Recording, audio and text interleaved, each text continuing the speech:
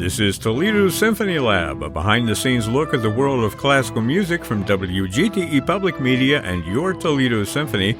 I'm Brad Cresswell, and joining me today in the studio are the Toledo Symphony's president and CEO, Zach Vassar, principal second violin and artistic administrator, Merwin Hsu, the TSO's Director of Marketing, Vanessa Gardner, and we have a very special guest joining us in the studio, as we often do, and as we often do, I have a fanfare for you.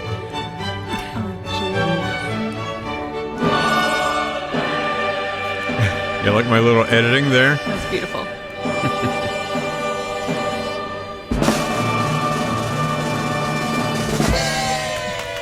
Tickets are available. Everybody put your hands together for Mickey Emch. Welcome, Mickey. Hi. That's all you have to say after all the work that I put into that fanfare for you? It's just so beautiful. I was in awe. Yes. You're walking on cloud nine at this point. Well, Mickey is with the Toledo Alliance for the Performing Arts with TAPA, and you work as the operations manager, also in ensemble sales. And you're singing in the Messiah, right? That's happening at Rosary. Yes, this is my second year getting to sing with the TSO for the Messiah, and I am so excited. Rehearsals are a blast so far. Yeah, that's wonderful. Well, I mean, you are a singer, and you have a pedigree as a singer. I do. And you and I know each other because you did some intern work here for WGTE. I did with season 8 of Living Composers. Yeah, with our radio show that we have. Do you need coffee? I see I taught you well, yes. I do. Yeah, could you, We'll stop is that at a thing? Black Can we? She's my intern. She just works for you. Yeah, she's my direct report. So. I'll get extra creamer. That's all right. Wait, I've got the... There we go. Well, in this season where's of Elaine? giving. Yeah, No. right. Elaine is here in spirit. Well, we're talking about this annual event, Handel's Messiah. It's happening on Sunday, December 4th at 4 o'clock p.m. in Rosary Cathedral. This wonderful production of the Messiah. You know, you guys are pretty much, you've gotten it by now, right? You've done it a few times, so everybody knows it when they pull out the music. Yeah. Well, we're also celebrating Thanksgiving today, so we're going to do a little talking about Thanksgiving as well as about Handel's Messiah. But first, Mickey, we want to make it about you. We want to hear a little bit about you, and we want you to tell us your story. When I say we, I mean I, basically. I want you to tell your story, how you got, to here, where you are, from where you were, what excites you, what got you interested in music in the first place. That's Brad's story. Okay, now I'm going to let you talk. Sure. Well, I am from... Hang on a second. I got some music for you. For the story music. Oh, yes. Okay. Let me see. This might child, change the tenor of the conversation. She's not a tenor. Okay. Okay, go ahead. Well, I'm from Missouri. I've been a vocalist and an administrator for pretty much parallel all through school. I went to Mizzou. I did some work with the Columbia Choral Alliance, and I also went to LSU, stuck around and did some work with Opera Louisiana in marketing. And I love working with new composers, new musicians, so I came up to BG for the doctorate. Got to do some great work there, and I interned with Brad Cresswell, and Okay, great story. But wait, there's more. Well, I want you to go back to the beginning. I mean, how did you get interested in singing and becoming in new music? I'm a very bad violinist, actually, so I kept leaving my rental violin at school and forgetting it, and my mother said, "You can sing." I wish that was a joke. Couldn't leave your voice at school, right? I didn't know. I grew up in a bluegrass house and have some rock siblings, so a lot of my research also is kind of interdisciplinary with different styles. But yeah, I have always enjoyed singing, and I had an opera teacher in high school by accident. My mom was working with her pets. So started taking lessons, fell in love with the art, and my first love choir has been consistent throughout the time. So, what kind of pets were they? Dogs. She had Lhasa Apsos, I think. So very, very sweet. Nice. Nice. Did they sing as well? Loudly. Yes. Yes. Oh, well, I mean, that could be a serious question, right? No, it was a serious question. Yeah, okay. Well. What do you think I'm doing over here? Something like The that. hard-hitting question. Anything else you want to journalism. tell us, Mickey, about yourself? I kind of interrupted your story a little bit. You're so. totally fine. I was also a florist the whole time too. I worked Really? that was my first job in high school. I just dropped by the shop and I asked if they needed help and they said, "Do you have allergies?" I said no. And they gave me a knife and the rest is history. Like, no, I have dogs, No allergies here, ma'am. How did you get involved in new music? My brother's a composer, and also in stand-up we like to be Renaissance kids, I guess. But we just collaborated a lot, and I enjoyed hanging out in spaces with more of the Puro Plus groups. So I had a lot of great friends that had fun ideas, and we usually were just making things up after our larger concerts, and that turned into more and more. I worked with Dinos Konstantinidis in Louisiana. Yotam Haber just said, "Hey, do you guys have something in your catalog you'd like me to look at?" And we always have fun. Nice. Yeah. Well, we still have 3 minutes of music, but let me stop it there. Oh, Okay. geez. That's wonderful. Glad to have you here. Glad to have your story. Now that we know all about you, Mickey, you can wait until the end of the podcast now. So we're going to talk about Handel's Messiah, and we're going to talk about about new Thanksgiving. music. And Everything was new at one point. yeah. If Thank you, it's- composer's date book. Yeah, that's the spirit. if you I did haven't hear heard that on it, the way over. It's new to you. Yeah. Well, I mean, there are some stories obviously associated with Messiah that we've told a lot of the stories before.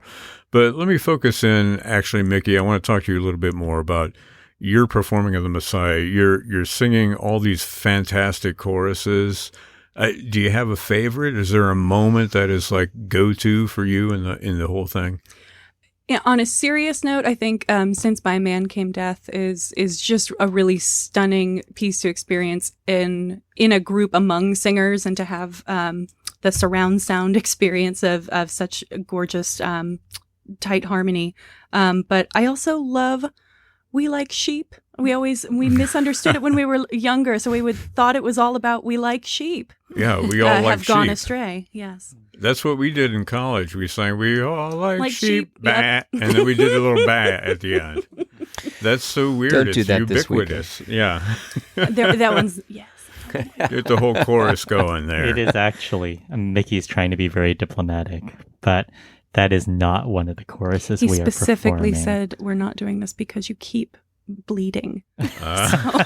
There's a T in that Bleating. word. Bleeding or bleeding? Yes. Just Bleating. making sure. Yeah. Yeah. And here I was going to point out when you said serious note, you were making a little bit of a pun, but I was off base with that. You guys, does everybody else have a favorite part of Messiah? I mean, we all know and love Messiah, and there's the Hallelujah chorus. But what besides the Hallelujah chorus, excluding that, is a favorite moment for you? Oh, wow. Here, let me pull a little music for you in the background.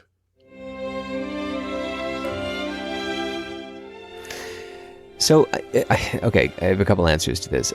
First, I love the overture because it centers you. It brings you into where you need to be for what's to come. And it helps your ear to adjust to wherever you're hearing the music being played. And I think that makes for a better choral experience. My father used to take me up to UMS to see the choral union do the Messiah. And that's a very proper performance. I remember being a young child and my dad would look forward to this. He would get so excited about this. He would talk about it for weeks. And I would sit there and I would try so hard to stay awake. Because it's like 4 hours long. But just remembering the beauty of Hill Auditorium, and if I and I was like 6 years old. But I just remember I could listen to the strings, and the strings were doing beautiful things. And I'd listen to the sopranos, and the sopranos are doing beautiful things. And there was darkness in some of the harmonies, but there was warmth as well. And it's just an unbelievable masterpiece. Wonderful. Vanessa, are there any horns in Messiah? I mean, have you There sure aren't. Okay, we'll skip you. No. I always have For Unto Us as an earworm for like a Those little good runs. 8 weeks. Yeah. Yeah. Now that's going through my head. Yep. You're welcome. But the whole thing has got like lots of runs and roulades and what have you. It's like word painting, right? But the funny thing is, if you look at those pitches, they don't fall where you think they do. They're slightly changing. And it always amazes me how the chorus controls that, like physically with their bodies because it's wicked fast. It is wicked fast. Yeah, totally. Spoken like a Bostonian. And to get everybody together on the same, note at the same time, Yeah. can be You don't have any valves to press. quite a Just right challenge. here. But it's Pillsbury Doughboy method. It's just machine gun belly. Yeah, Merwin's sitting over there thinking, I'm safe, they've moved on. But no, I'm going to ask you about your favorite part of Messiah. It's hard because the answer that is my favorite part of Messiah is not being performed. So I feel bad about that, but it is very much my favorite part, and it is the soprano aria, I Know My Redeemer Liveth. Yeah. And it's a gorgeous soprano aria. There's a beautiful violin solo, and they interact so amazingly, and that is my favorite part. And I'm sad that we're not performing it, but it is one of the things where we're kind of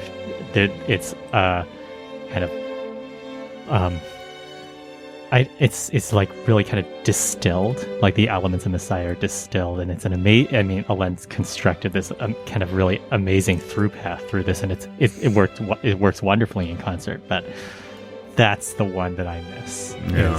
I Know My Redeemer. Well, we have Mickey here. She can sing it for you right now. Command performance. And a 1, and a 2, and a 1. The bluegrass version. I have no idea what that was, but that's all right. That was new music. Yes. Tickets are available. Or not. So, Merwin, I think it was. It might be interesting to some people who are listening, and maybe not to everyone who's listening. I love the way you queued up the questions, Zach. Sorry. Great job. This may be interesting to people who are listening and people who are not listening. I'll remember that, definitely. Thanks. This may be interesting to you, whether you're listening or not. Thanks, Take it Brad. away, take it away, Zach. Thank you, everybody, for sticking through that. Talk about that through line, because part of the art of putting together a performance of the Messiah is choosing what's in and what might wait till next year. Mm-hmm. And that kind of makes a snowflake every time this is performed, is that it's not going to be the same. We should also point out the fact that there's a long-standing history of changing Messiah, rearranging it, leaving in some parts, taking out other parts, and making different arrangements. Sure. I mean, composers, including Mozart, made their own arrangement. And horns were in that. Yeah. Well, there's the. Is it you just got a dirty look there, Merwin. Well, is it Thomas Beecham who had the crazy version that had like bass drums and cymbals? Blew it way up. Yeah. But the interpretive components, how does Alain see this? I'm sorry he's not here to answer that question. Well, I think one of the things that's really important for Alain is creating a sense of drama. I think, when you're starting from the idea of the greatest story ever told, then that's maybe kind of the backbone of that, looking for that sense of story. And that's something that he highlights in his interpretive decisions. I think there's a lot of dramatic contrast. There's a lot dynamic contrast. So he really wants to, to be able to kind of save the loud elements for when they're most prominent.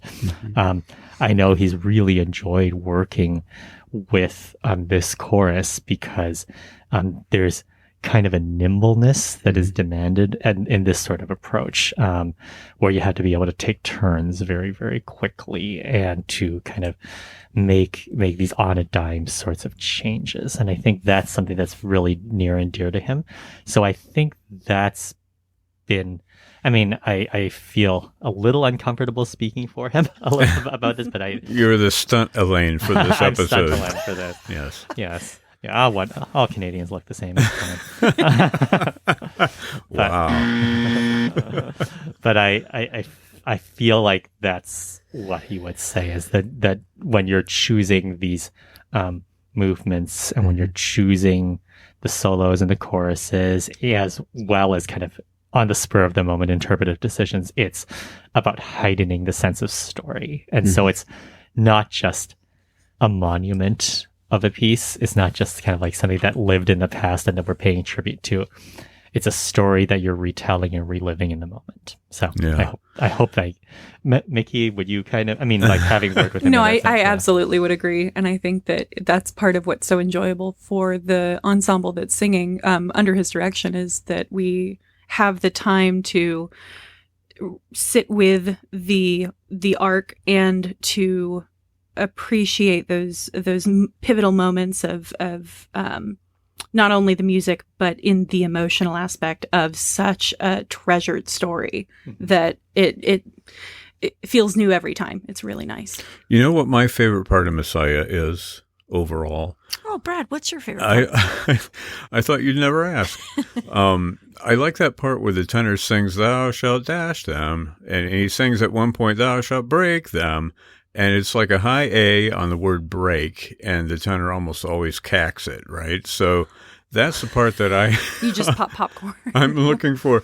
Well, you have to have good singers, obviously. And we very much do. Yeah. Yes. Well, we look forward to that. I do have a little quiz, which I want to get to because I have a Handel quiz. Is it about luggage? Well, I call it Gobbling George because there's also a little bit of a Thanksgiving in here as well. And we know George Handel liked to eat, right? Who doesn't? So I have so many. Yeah, so many questions. I know. Yes, we'll call it George and the Turkey. Anyway, we can't talk about Thanksgiving in the UK during Handel's time because they obviously don't celebrate Thanksgiving in the UK. But we can do Thanksgiving in the 18th century in New England, right? So these are your questions. Let me pull up a little music for that. Vanessa's getting excited. Yes, indeed. Now, there are horns in this Handel piece. This is from his water music. And we all drink water at Thanksgiving, so there is a connection. Okay. What item was not on the menu during the 18th century in New England? Was it creamed onions? Was it mashed turnip? Or was it crumpled carrots? Which of those three was not on the menu in the 18th century in New England? And we'll come back at the end and we'll get the answers. So you write your answer down, A, B, or C. Okay, which of the following was a popular New England game played at Thanksgiving? Hunt the Slipper, Cookie Pocket, or Ostrich Dance? Now, all three of those are real games, real audience participation games during that time. What was the ostrich one? Ostrich Dance. You know what an ostrich dance is? Is when two people have a card taped to their back with a word written on it, and the first person that can read the other person's card is the winner. So they fight, and they call it an ostrich dance, with people trying to get their head around to your back. Anyway, what were the other two options? Well, of course, Cookie Pocket. Cookie Pocket is where you see how many cookies you can fit in your pockets. Well, not quite. It's like anti-pickpocket. It's like reverse pickpocketing, where you have a bunch of cookies in your in your jacket pocket and you try to sneak them into somebody else's jacket pocket, it's very complicated and takes some skill, I would imagine. Cookie pocket. Yeah. And I guess the other one's self-explanatory. The other one is hunt the slipper. But it's a little bit different because Does it involve guns? No. There's no guns involved. So Hunt not the that kind of slipper? hunting. Yeah. No. It's like not duck hunt. Like Elmer Fudd going after be very quiet, I'm hunting slippers.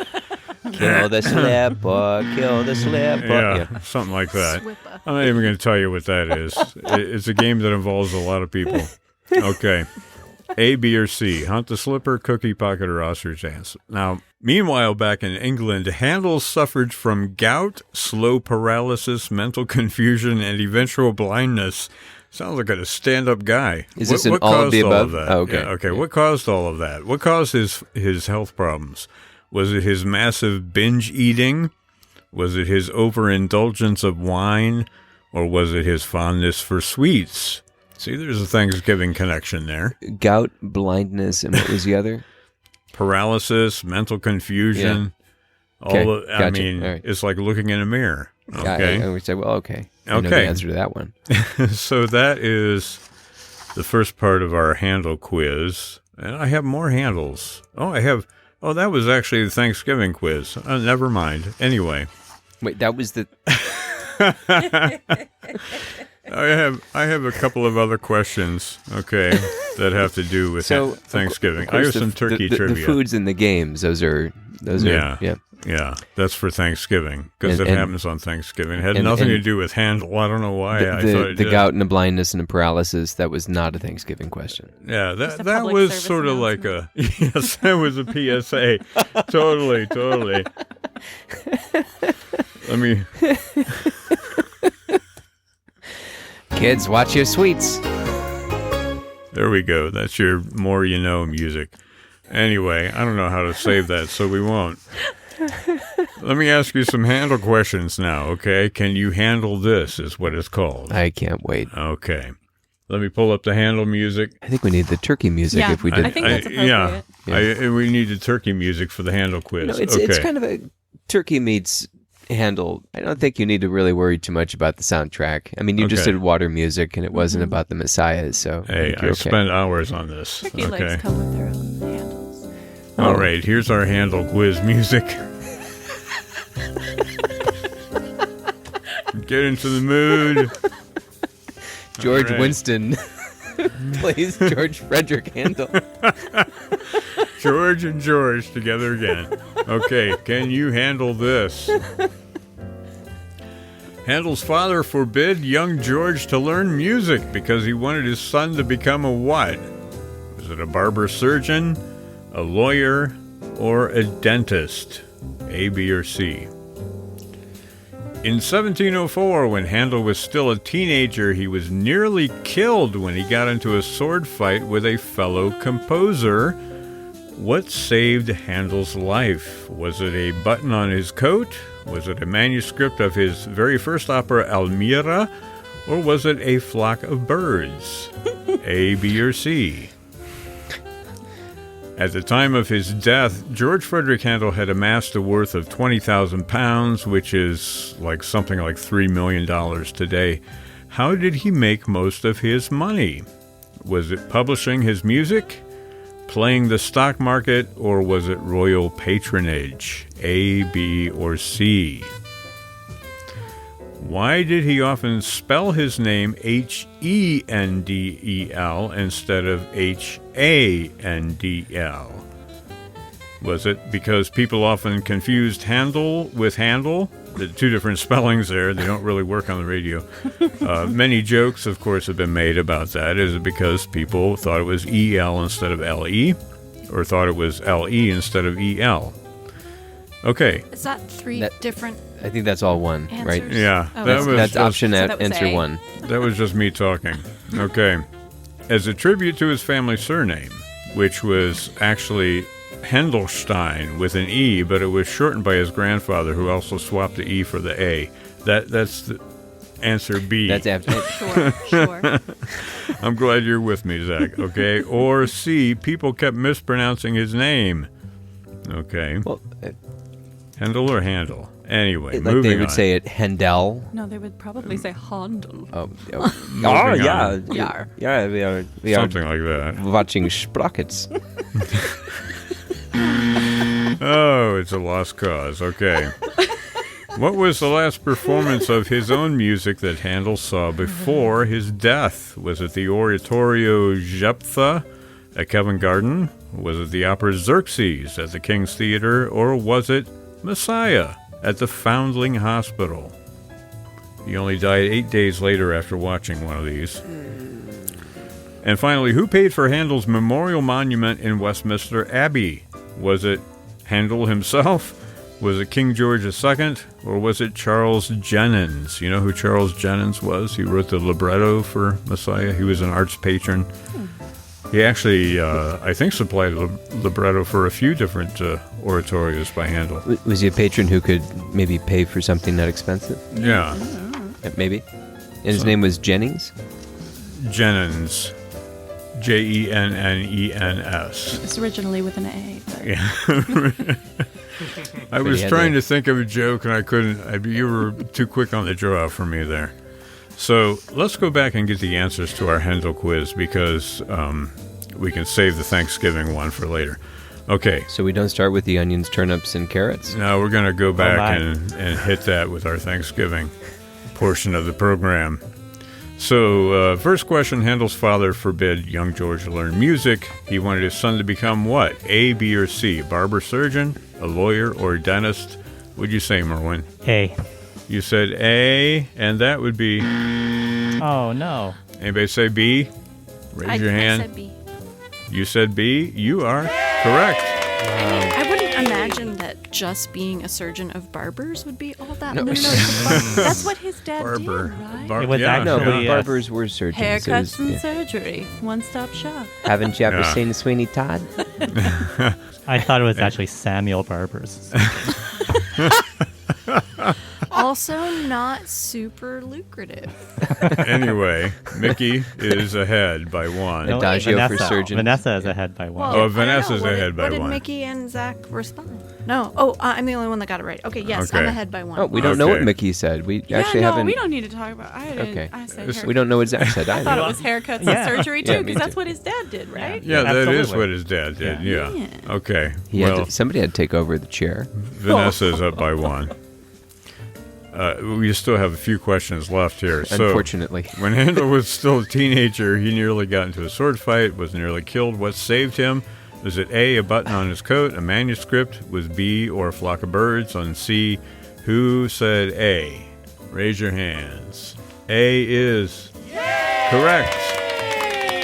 What rhymes with A? Yay. Yeah. I really want to say flock of seagulls just to see what that would do to music Well, history. it's actually pretty amazing because Handel at the time did have a flock of birds haircut. Yes, indeed. Something like that. I don't even know. That's like a Canadian joke. I don't get it. Anyway, at the time of No, his it really wasn't. We'll show you on our phones afterwards. Okay. Beautiful holiday tribute. Okay. All of our listeners are burning with curiosity right now. At No, the I time think they all know but you. I hate when that happens. Okay. At the time of his death, Handel had amassed a fortune of almost $3 million. How did he make it most of his fortune? Publishing his music, playing the stock market, or royal patronage? How many said royal patronage? That is wrong. How many said he played the stock market? How many said that, what was the other one? Publishing. Sounds Oh, yeah. really that he promising. since Published you forgot. his music. I know. How many I went said with publishing publishing. his music? That is no. He actually made it on the stock market. Yeah, he invested in, what is it? Bitcoin? The South Sea Company. He bought low, he sold high. That's how you're supposed to do it. Yeah, That well, is how it works. so did Isaac Newton, by the way. Bought low and sold high, but the price kept going up. So Isaac Newton was so, enamored with the stock market that he reinvested and ended up losing everything. And this is how we learned about gravity. Yes, exactly. Come down. Exactly. Yep. Good point. And then, Handel. Wait, that's serious? You're serious? Yeah, Oh, okay. absolutely serious. I thought he was walking into a trap. No, there's no kidding in Symphony Lab. Okay. Why did he often spell his name with an E instead of an A? Well, we'll just go to the answer. The answer is people kept mispronouncing his name. Because they didn't know, Handel, they didn't know about the umlaut. They didn't know how to pronounce the umlaut, so they just ignored it. Wasn't that more customary at the time, though? I mean, I feel like now people don't know how to say it, but... Yeah. What was more customary? Saying Umlauts. it with an umlaut? I mean, they have umlauts now, right? Well, yeah, but they're tough to type. Yeah. You use the insert function on You do, Word. yeah. That's or you how just I hold get down the key, Or you it can pops just up. replace it with an E. Yeah. And then you get You this mean like a ear? An umlaut E. Okay. Anyway, we still have a million more of these questions to go. What was the last performance of his music that Handel saw before he died? It was, drum roll, it was Messiah. It was actually Messiah. He went to a performance at the Foundling Hospital. I mean, he went there every year since it premiered. And he went to the Foundling Hospital and either conducted it or watched it. At this point, he listened to it and saw it. Didn't it premiere in Dublin? Yeah. But So since it then premiered in London. Got it. Right. The at London Foundling premiere was... Hospital. Okay, got it. All right. Yeah. I got stuck on the... And finally, who paid for Handel's memorial monument in Westminster Abbey? How many people said Handel? Handel paid for his own monument. Well, that was the correct answer. He actually set aside £600 in his will just in case they wanted to build a statue to him. So evidently they made good use of that. All right. Well, we'll get to those other questions in a little bit, but let's talk a little bit about Thanksgiving. What's on your plate, Vanessa, this year? What are you doing for Thanksgiving? I'm hosting a small gathering, and I am in the process of deciding between turkey and duck legs. And I'm not just turkey legs, but the whole turkey or just duck legs. Wow. Could you cook the duck legs in the turkey, like a turducken sort of thing? Definitely not. Turduck? No. No. Missing the hen? Is that what the EN is at the end of Well, it's Chicken. chicken. Oh, chicken. Mm-hmm. Oh, all this time I was thinking hen. That's Well- weird. Well, it's not... Turduck hen. Well, if you're in Amsterdam, that's how you would pronounce it. Yes, exactly, with an umlaut. Like Yeah. Handel. Yes. And I'm not sure what else. I'm kind of behind the 8 ball this year. Yeah. Yeah. Just tell everybody to bring their own drink and you don't have to worry about the food. No, actually, the cocktails is probably where I would excel. But yeah, I don't know. We'll see. It's going to be an improvisatory Thanksgiving dinner this year. Yeah. And, I understand you're running late. That probably explains why I haven't received an invitation yet, but I appreciate the clarification of that. Mickey, All Thanksgiving orphans are welcome.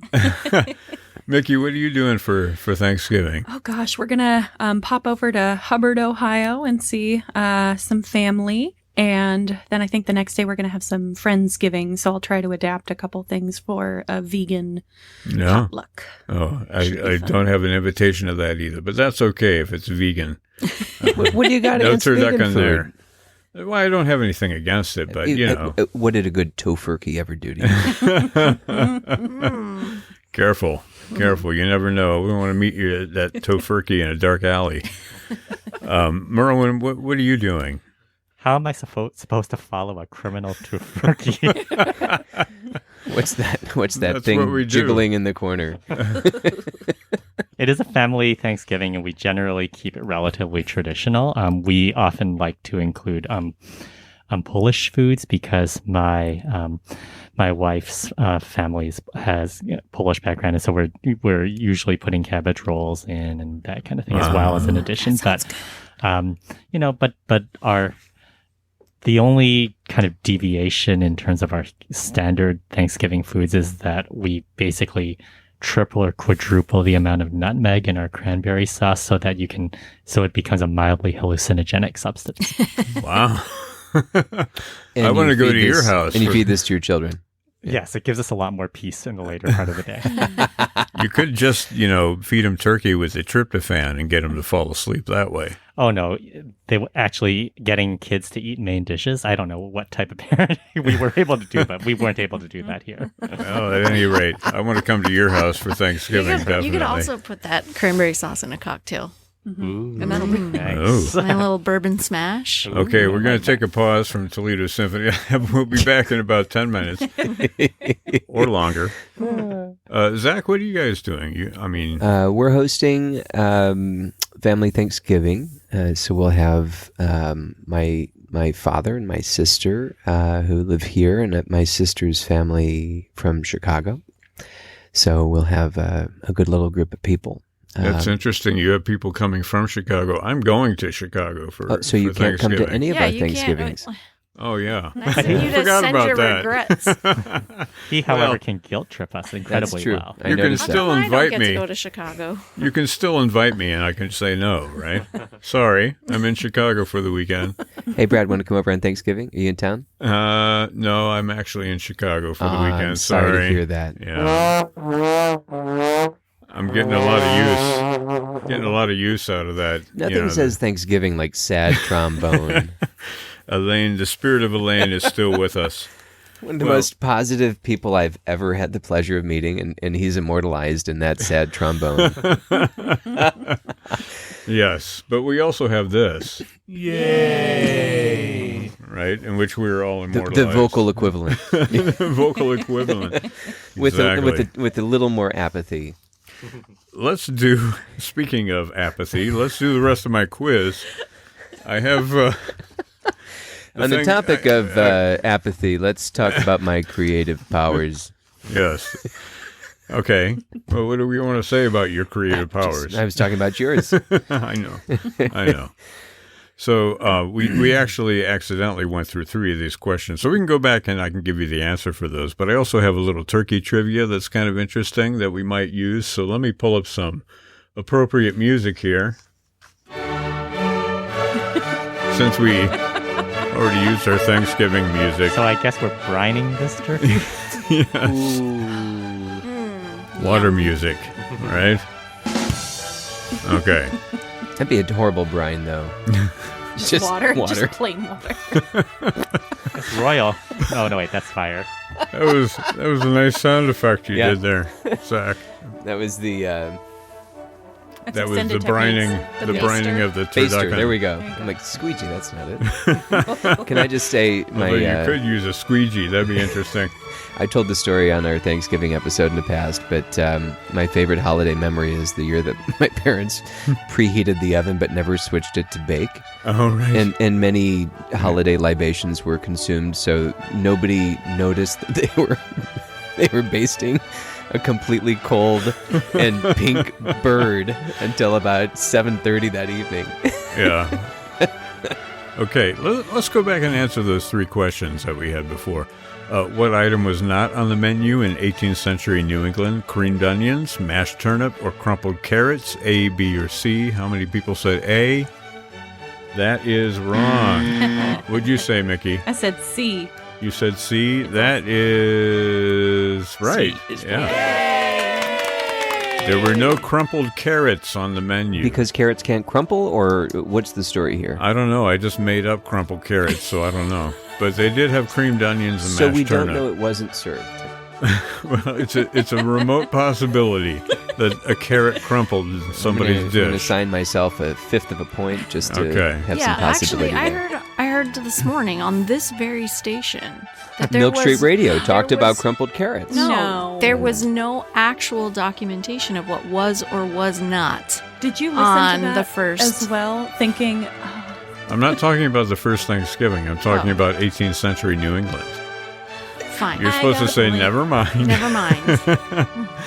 So they did have creamed onions and mashed turnip, along with other things.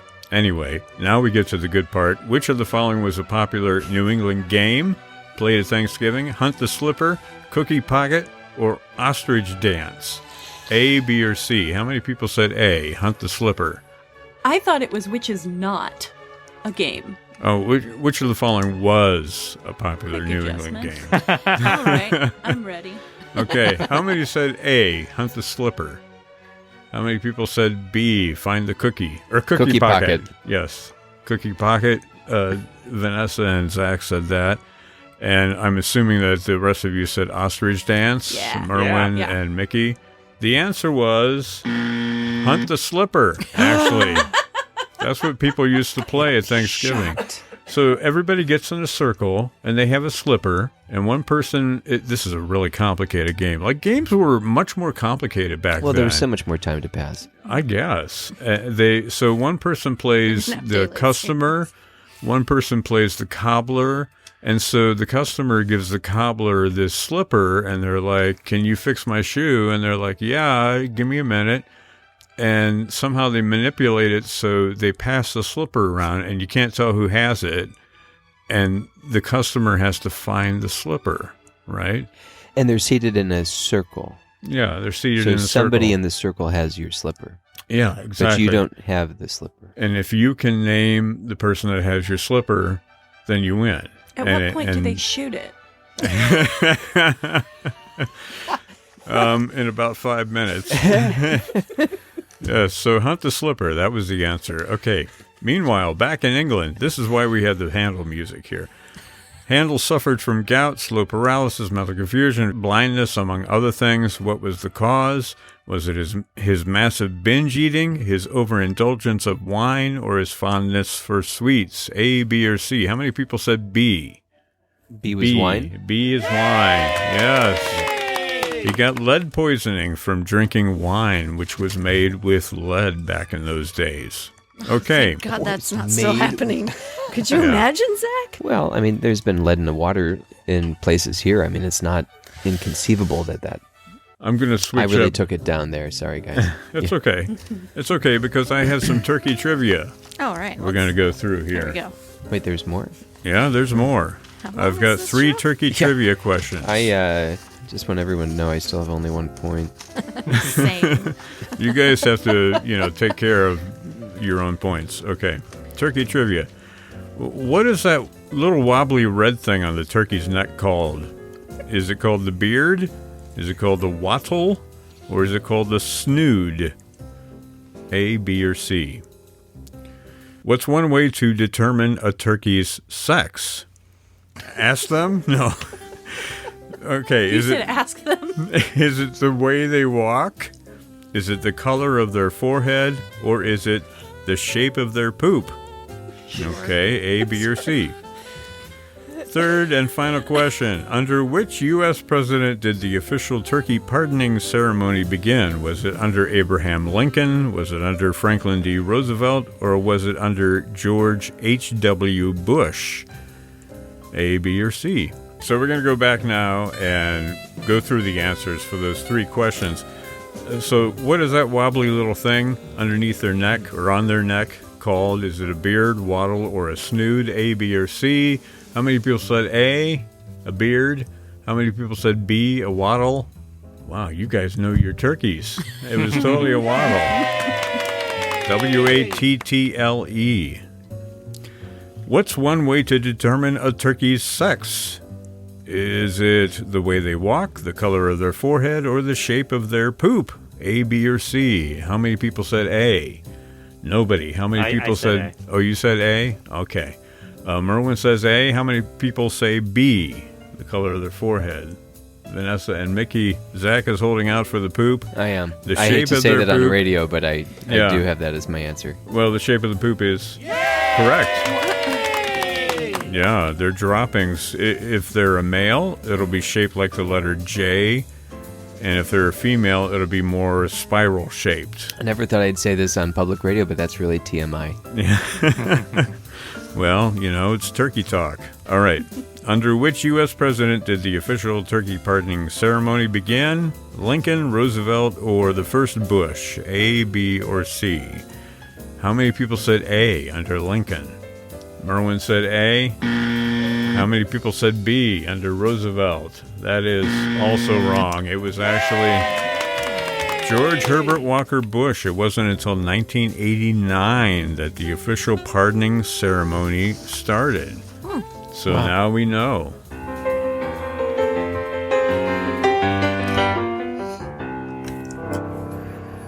So the Concert of the Messiah is happening Sunday, December 4th. It's 4 o'clock p.m. in the afternoon at Rosary Cathedral. Elaine Trudell conducting wonderful soloists, a wonderful chorus as well, and of course the Toledo Symphony. Now, Vanessa, we haven't seen you in a while, and I know there have been just recently announced some pretty cool stuff that's happening at the Symphony. I wonder if you want to take a few minutes and reiterate for us what's going on. Absolutely. So earlier this week, we announced that Yo-Yo Ma will be performing with the Toledo Symphony on Friday, May 5th of 2023.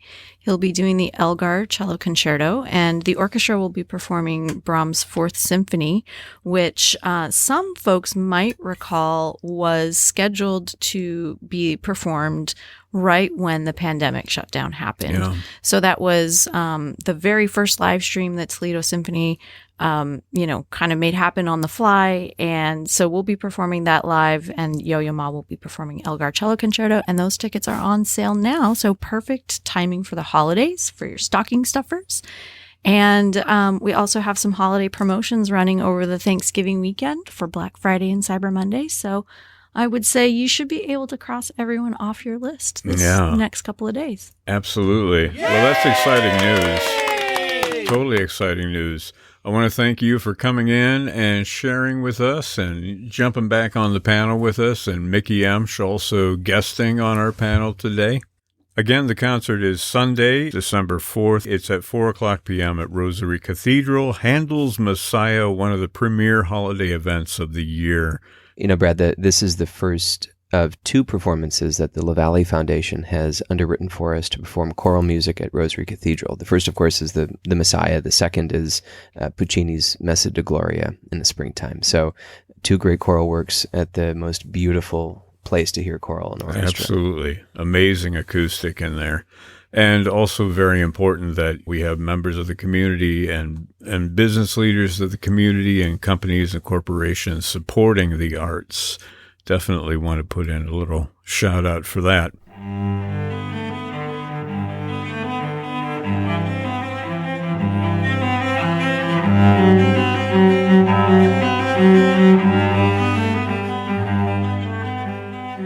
This program is a production of WGTE Public Media in collaboration with our sponsor, the Toledo Symphony. You can download episodes as a podcast by going to our website at wgte.org/lab.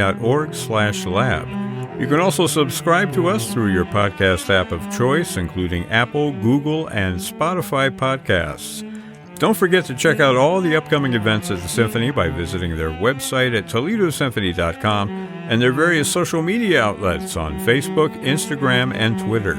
You can find the TSO streaming platform online at stream.artstoledo.com. My thanks to Zach Vassar, Merwin Sue, Vanessa Gardner, and our special guest, Mickey Emch. I'm Brad Cresswell. This has been Toledo Symphony Lab from FM 91.